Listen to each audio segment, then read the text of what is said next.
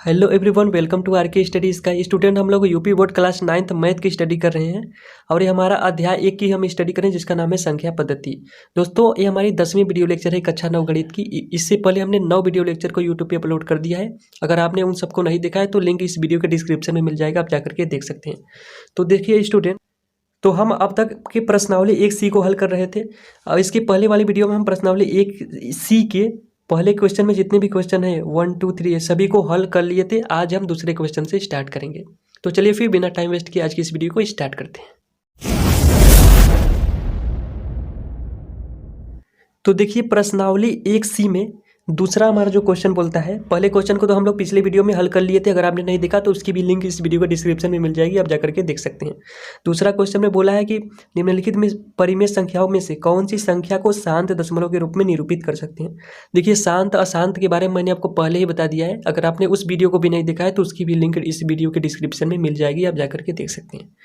तो शांत अशांत क्या होता है? जिसमें भाग पूरी तरह चला जाए, यानी जो भागफल, इसका मतलब जो भाग कट जाता है, मतलब रुक जाता है, उसको बोलते हैं शांत। और जो नहीं रुकता है, चला बढ़ता ही चला जाता है, उसको बोलते हैं अशांत। तो इन चारों में से आपको बताना है कौन सा शांत है कौन सा अशांत है। चलिए फिर इन सबको सॉल्व करते हैं। तो यहाँ पर देखिए जो आपका पहला क्वेश्चन है, पहला है 1/20। पहले आप क्या करेंगे कि 1/20, 1 में 20 का भाग देंगे। अब कई स्टूडेंट को अगर 1 में 20 का भाग नहीं देने आता तो मैं भी आपको वो भी बता देता हूँ को आपको क्या करना है, 20 यहाँ लिखना है और भाग लगाना है 1 में। तो देखिए यहाँ पर 1 है और 20 है। हम सभी जानते हैं कि जो 1 है यानी यहाँ पर जो भाज्य है छोटा है भाजक से। तो इस स्थिति में क्या करते हैं कि हम 0 बार ले जाते हैं, 0 पॉइंट बार ले जाएंगे। तो क्या होगा, इस 1 की आगे अब 0 जितना चाहे उतना 0 हम लगा सकते हैं। 1 चाहे 1, 2 चाहे 2, 4 चाहे जितना चाहे उतना। लेकिन हमको केवल काम है केवल 2 ही की। 2 0 हमने लगा लिया। अगर 0 दशमलव लगाए 2 0 लगाए। अब हम जानते हैं कि 5 बार जाएगा और 20 पंचे 100, शेषफल 0 बच गया। यानी यहाँ पर शेष 0 बच गया और भागफल जो हमारा है 0.5 के बाद शांत हो गया। इसका मतलब 0.5 के आने के बाद रुक गया, तो यह एक शांत दशमलव होगा। हमें यही तो बताना है कि कौन सा शांत होगा कौन सा अशांत। तो यह एक शांत दशमलव है। आपका एक आंसर मिल गया। अब दूसरे की तरफ बढ़ते हैं कि दूसरा क्या है कि 1/27। अब 1 में भाग लगाइए 27 का। अब देखिए क्या यह शांत है या अशांत है। तो सबसे पहले 0 दशमलव बार जाएगा, तो यहाँ डबल 0 हो गया। तो दोस्तों यहाँ पर देखिए जब हमने 27 में 27 से 1 में भाग लगाया तो कितना आया। देखिए बार बार ये रिपीट कर रहा है 0.37 अभी बार बार चलता जा रहा है। तो इसको हम 0.37 के ऊपर इस प्रकार से अंडरलाइन बार लिख देंगे। इसका मतलब यह शांत नहीं है, बार बार रिपीट कर रहा है। तो हमको केवल शांत के बारे में ही बताना है। तो यह शांत नहीं है, कौन सा दशमलव है, यह अशांत दशमलव है। लेकिन हमको तो देखिए दूसरे क्वेश्चन का तीसरा है 3/5। क्या यह शांत है या अशांत है। तो जब हम 3 में 5 का भाग लगाएंगे तो 0 बार जाएगा, 30 हो गया। अब 6 पंचे 30, तो ये पूरी तरह से कट गया, शेषफल 0 बच गया, यानी 0.6 आया। तो ये कौन सा दशमलव है, शांत है, शांत दशमलव। यदि आपको शांत अशांत सबके बारे में डिटेल में नॉलेज प्राप्त करना है तो लिंक वीडियो के डिस्क्रिप्शन में मिल जाएगी, आप जाकर के देख सकते हैं। अब देखिए दूसरे का चौथा क्या है। दूसरे का चौथा बोला 1/15। अब ये शांत है या अशांत है। तो हम 1 में भाग लगाएंगे 15 से और देखेंगे दशमलव क्या आ रहा है। तो यहाँ पर देखिए जब हम 1 में 15 से भाग लगा रहे हैं तो 0.6666 बार बार रिपीट कर रहा है। इसका मतलब यह एक अशांत दशमलव है। कैसा है, अशांत। तो हमको केवल शांत पूछा था, तो शांत कौन कौन से हुए, एक 3/5 और 1/20, केवल 2 ही शांत थे इसमें। ठीक, आशा करता हूँ कि आप अच्छी तरह से समझ चुके होंगे। अब बढ़ते हैं अपने तीसरे क्वेश्चन की तरफ। तो दोस्तों यहाँ पर देखिए तीसरे क्वेश्चन में क्या बोला है कि निम्नलिखित दशमलव को भिन्न को परिमेय संख्या P/Q के रूप में लिखिए। यानी 0.234 के ऊपर बार लगाया है ना, इसको हमें P/Q के रूप में लिखना है। तो चलिए मैं आपको मतलब इसका समझाता हूँ पहले। तो देखिए इस चीज़ को हमको P/Q का मतलब आप समझ रहे हैं कि किस संख्या में से किस संख्या से भाग दें, यानी किस में किसको भाग दें कि जो हमारा आ रहा है वो बार बार रिपीट करें। 2 3 4 बार लगा है, इसका मतलब इसको हम क्या लिख सकते हैं, 0.234 2 3 4 ये अनंत तक चलता चला जाएगा, कभी रुकेगा ही नहीं, यानी एक अशांत दशमलव है। अच्छा, अशांत में कौन सा है? यह अशांत में बार बार इसकी रिपीट कर रहा है, तो इसको हम बोल देंगे अशांत आवर्ती दशमलव है, या फिर अनावसानी आवर्ती भी इसको बोलते हैं। तो इसको P/Q के रूप में लिखने के लिए सबसे पहले आपको क्या करना पड़ेगा? आपको मानना होगा। तो हम लिखेंगे कि माना यक्स बराबर 0.234 और डॉट डॉट लगाते हुए चले जाएंगे। तो यहाँ पर देखिए हमने मान लिया कि माना यक्स बराबर इतना है, इसको हमने समीकरण 1 नाम दे दिया। और जहाँ यक्स जो है ना P/Q के रूप का है। अच्छा, यक्स किसके रूप का है? P/Q के रूप का है, ये हमने मान लिया। आप तो कुछ भी तो मान सकते हैं, लास्ट में जो यक्स का मान आएगा वो P/Q के रूप का ही होगा, भिन्न नहीं होगा। तो अब आपको क्या करना है कि देखिए यहाँ पर 2 3 और 4 ये संख्या बार बार रिपीट कर रहा है, इसकी बार बार पुनरावृत्ति हो रही है। पुनरावृत्ति मतलब बार बार आ रहा है। तो 3 संख्या बार बार आ रहा है, इसका मतलब हम 1000 से गुणा करेंगे दोनों पक्षों में। 1000 से क्यों? क्योंकि 3 संख्या का बार बार रिपीट कर रहा है। तो यक्स में दोनों पक्षों में लेफ्ट RHS और LHS यानी लेफ्ट हैंड साइड और राइट हैंड साइड दोनों में हम 1000 से गुणा करेंगे। तो यहाँ पर आप लिख देंगे।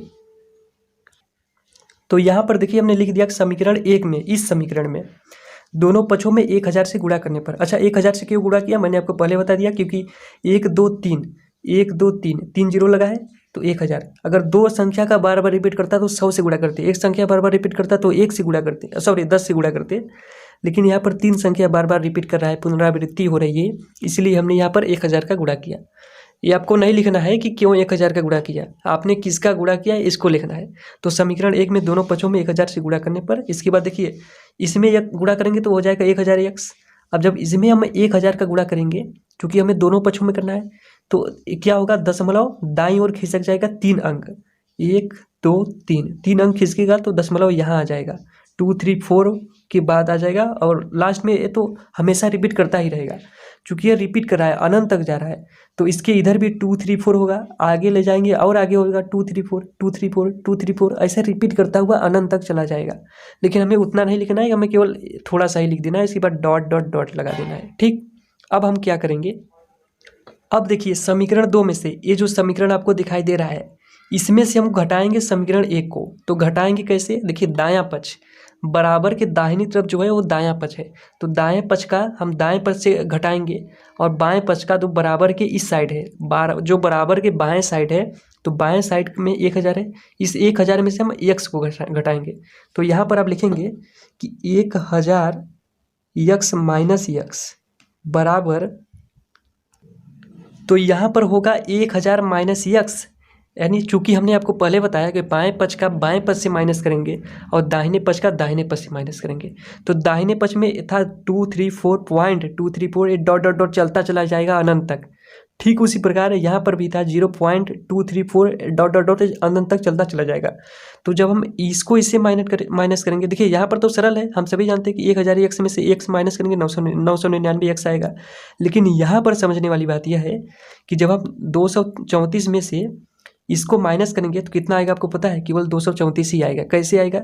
अब देखिए दशमलव के इस साइड का, इस दशमलव के इस साइड का जो पॉइंट है, इस साइड का जो पॉइंट है सब कट जाएगा। चूँकि हम 234 में से इतना 0.234 डॉट डॉट डॉट घटा रहे हैं, 234 डॉट डॉट डॉट में से 0.234 डॉट डॉट डॉट घटा रहे हैं, तो आंसर कितना आएगा? 234 आएगा। कैसे आएगा इसको एक बार फिर से मैं आपको समझा देता हूँ।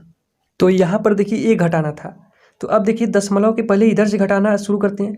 तो 234 डॉट डॉट डॉट अनंत तक चला जा रहा है, और इधर भी 234 डॉट डॉट डॉट अनंत तक चला जा रहा है।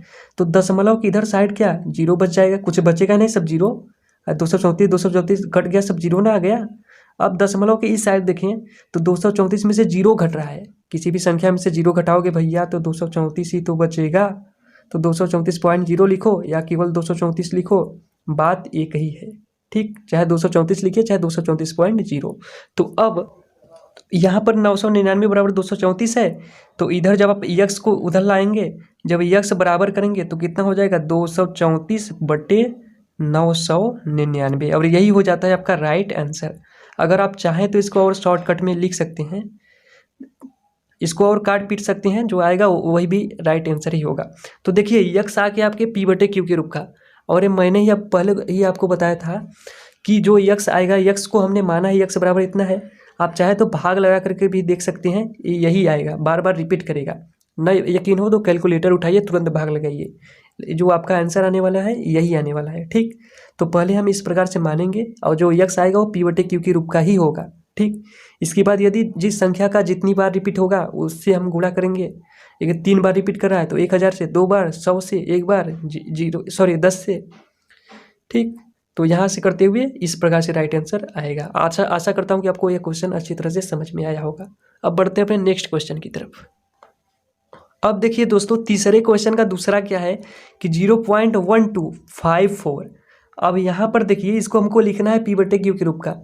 अब यहाँ तो मामला गड़बड़ा गया। वहाँ क्या था, वहाँ पूरा रिपीट कर रहा था पूरा अंक, लेकिन यहाँ पर 1 और 2 को छोड़ करके 5 और 4 बार बार रिपीट कर रहा है। इसको अगर मैं इस प्रकार से लिखूँ तो ये हो जाएगा 5 4, फिर से आएगा 5 4, फिर से आएगा 5 4, और ये चलता चला जाएगा, अनंत तक चलता चला जाएगा, कभी रुकेगा ही नहीं। यह एक अशांत दशमलव है। लेकिन देखिए यहाँ पर रिपीट कर रहा है 5 और 4 का, तो क्या हम 100 से गुणा कर देंगे, हो जाएगा? नहीं होगा। क्यों नहीं होगा? क्यों? 100 से गुणा तो हमको करना ही पड़ेगा। मैंने आपको पहले ही बताया कि कोई 2 संख्या रिपीट कर रही है तो 100 से गुणा तो हमको करना ही है। हर हाल में, किसी भी हाल में 100 से गुणा करना ही है। लेकिन कब करना है वो समझिए कि यहाँ पर देखिए 1 2 तो रिपीट कर नहीं रहा है, 5 और 4 केवल रिपीट कर रहा है। तो आप ठीक उसी प्रकार लिखेंगे माना। तो माना यक्स बराबर 0.125454, जो यहाँ पर दिया है ठीक वही चीज़ मैंने यक्स मान लिया, जहाँ यक्स क्या है p/q के रूप का है। अब क्वेश्चन आता है कि अब हम क्या करेंगे, कि हम 100 से गुणा करेंगे। हाँ जी हाँ, 100 से गुणा इसलिए करेंगे क्योंकि ये जो 12 है ना, 12 को हमको दशमलव के इस साइड लाना है। ये जो 0 है ना, 0 के इस दशमलव के इस साइड, दशमलव के बाईं ओर हमको 12 को लाना है। क्यों? क्योंकि 12 रिपीट नहीं कर रहा है। 12 रिपीट नहीं कर रहा है तो हमको घटाने में प्रॉब्लम होगी। जैसे पिछले क्वेश्चन में हम लोग घटा रहे थे ना, उसी प्रकार 12 को इस साइड दशमलव के बाईं ओर लाना है, इसलिए हमको 100 से गुणा करना ही पड़ेगा। तो चलिए 100 से पहले गुणा करके देखते हैं।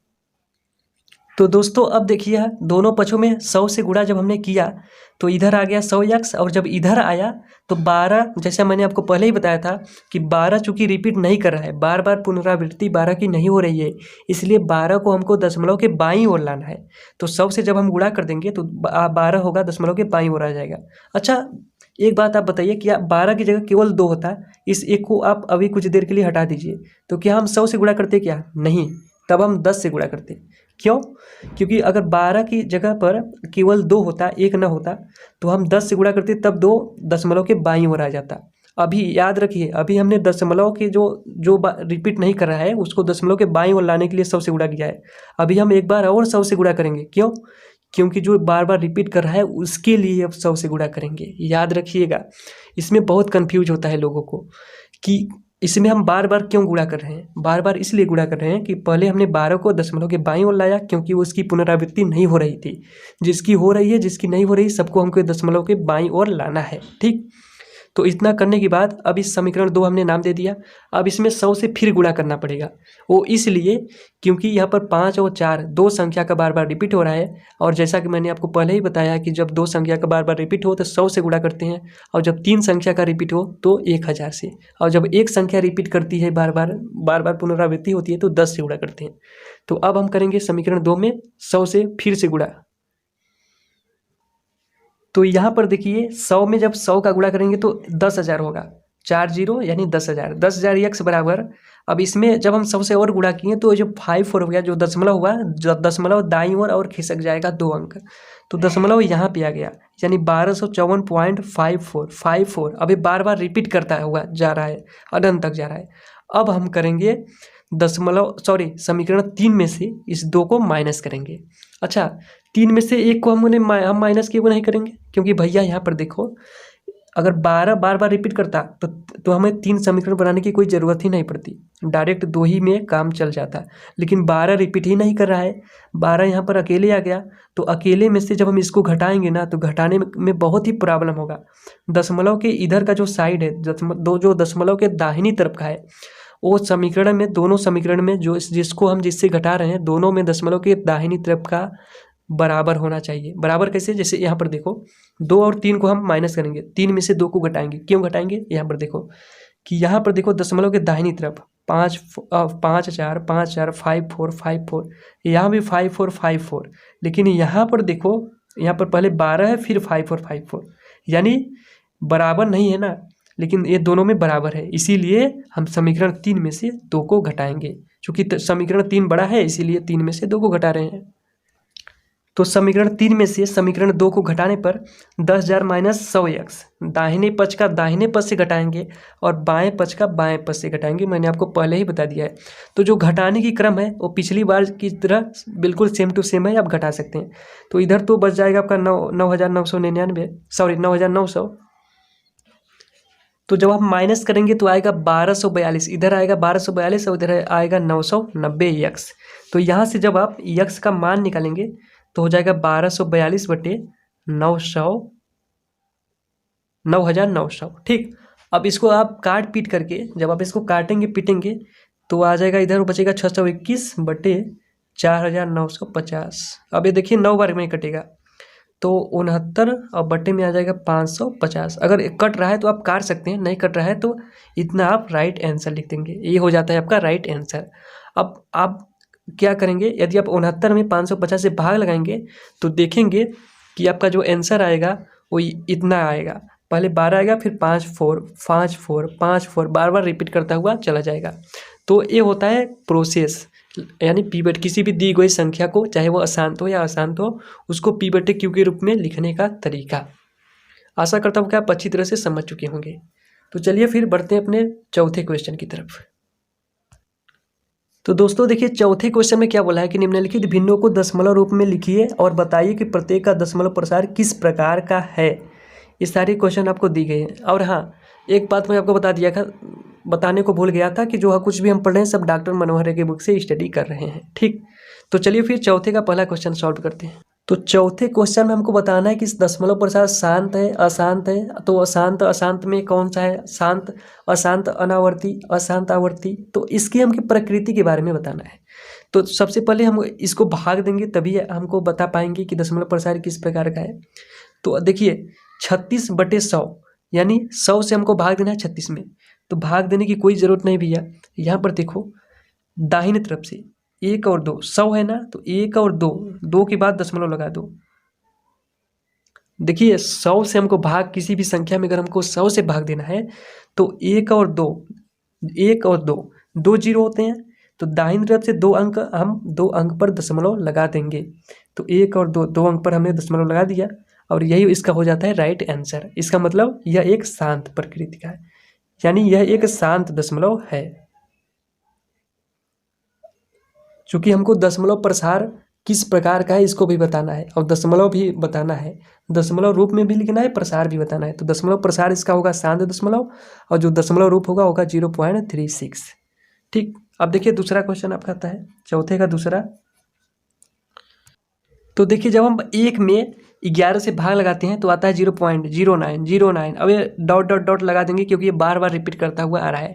तो इसका तो दशमलव प्रसार होगा अनवसानी पुनरावृत्ति। पुनरावृत्ति का मतलब आवर्ती, कन्फ्यूज मत होइएगा, सब एक ही हैं।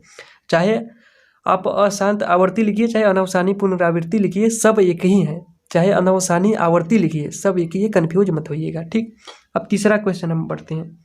तो चौथे का जो तीसरा है वो है 4 सही 1/8। तो इसको हम क्या लिख सकते हैं, पहले 8 में 4 का गुणा करेंगे तो 8 चौके 32 और 1 33। इसको हम 33/8 लिख सकते हैं। अब 33 में 8 का भाग, सॉरी 33 में 8 से भाग लगाएंगे और देखेंगे कि इसका दशमलव प्रसार क्या आता है। तो जब हम 33 में 8 से भाग लगाते हैं तो 4.125 आता होगा। आपको भाग लगाना तो आता ही होगा, मैंने पहले ही इसलिए आपको पहले ही क्वेश्चन में बताया कि भाग किस प्रकार से लगाते हैं, उसी प्रकार से आप भाग लगाने की कोशिश करिएगा। ये आपके लिए होमवर्क है। तो आप देखेंगे कि 4.125 आ रहा है जो कि शांत है, यानी बार बार रिपीट नहीं कर रहा है, यहाँ पर ही बस शांत हो जाता है। तो इसकी प्रकृति होगी शांत दशमलव।